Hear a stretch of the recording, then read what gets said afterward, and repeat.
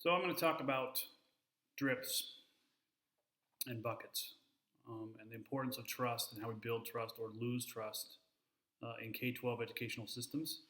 I've been a teacher for 27 years, and most recently had a situation where I lost a lot of trust in a leader that I had previously thought was pretty reliable.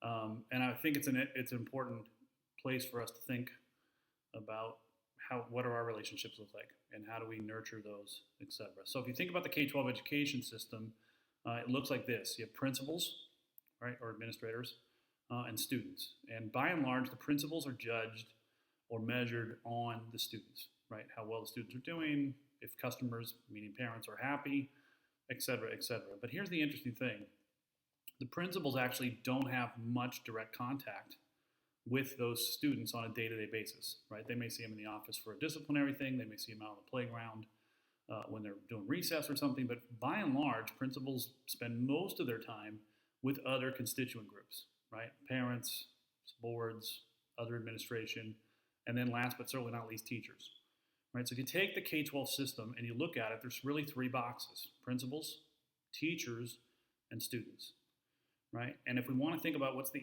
biggest impact on kids, it's teachers, by and large, for 100 different reasons. But here's the one that's really fascinating. Think about the impact that principals have on teachers. This arrow right here is the biggest leverage point we have when it comes to K-12 education. So let's break that out for a second. As Megan Morgan Tanchen has shown, trust in schools is critical, right? And trust is made up of 5 different categories or components. And so think about a mixing board, right, where you're allowing different channels of sound or video to come in and mixing those. And here are the 5 that I think we have to pay attention to.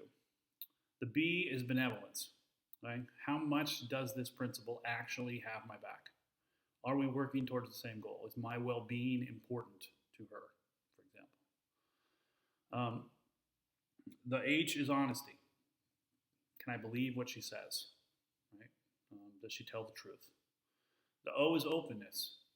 So how often does this person, this principal, share information, influence? Have we made decisions together? Or is she sort of a lone ranger? Right? The R is reliability. Reliability, the easiest way to think about that is honesty over time.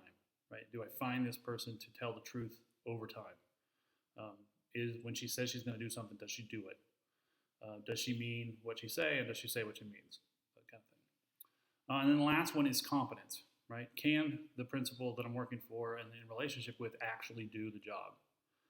Principals see competence in a different way than teachers typically do. Teachers typically look at principals and say, can you buffer me so that I can get to do the work I want to do in the classroom, away from the political influences and parent interactions and all the other stuff that might distract me from these kids, right? Principals view competence in a little different way, which maybe I'll talk about at a different time. But understand, in K-12 educational systems, this is the key relationship, right? Principals spend a lot of time on other stuff because they have to, or they're supposed to, but this is the key relationship. And to illustrate this, I want to think about what we used to have at the Smith house, right? My mom used to get these big sparklet water, 5-gallon jugs. I don't know if anybody ever had those, but they used to be glass, right, back in the old days. And so what she would do is she would bring a new one into the house, and we would have a change a couple of months, right? And what that meant was any Smith that came through the door, which I was one of the 5 Smiths, anytime you came through the door and you had extra change, you would dump it in this glass bucket, right? And so every night or day or whatever, whenever you thought about it, you're putting your keys on the thing and putting your wallet there, you'd dump your change into this bucket. And over time, right, 5 of us would build up that change, right? And here's the biggest important, the most important phrase that I want you to get out of this whole thing. Trust is gained in drips and it's lost in buckets. Trust is gained in drips and it's lost in buckets.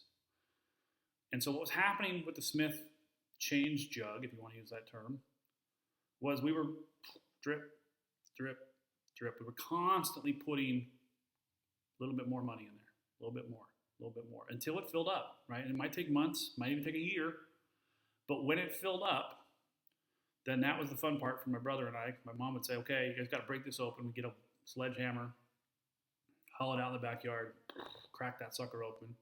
And then we would scoop up all this change and take it to the bank or the supermarket or wherever, and we would get however many dollars there were, right? And we'd go out to dinner, we'd go camping, and there's always some sort of fun reward for filling this thing up. And if you think about trust, it's a fragile system. It's like that glass jar at the Smith house, right? And it takes time to build, but it can be shattered, right? The phrase that Megan Moran Chanson uses is betrayal, right? And I experienced this last week. I was in a meeting. I thought we were going a certain direction. All the indicators were going this direction, and then completely changed, right? 180-degree difference from what I thought was going to happen. And now if you were to ask me on that mixing board for myself with my boss, those knobs are not as high as they used to be, right? Does he really have my best interest? I don't know. Does he really care about me? I don't know. Right? Can I trust him? Not as much as I used to, right?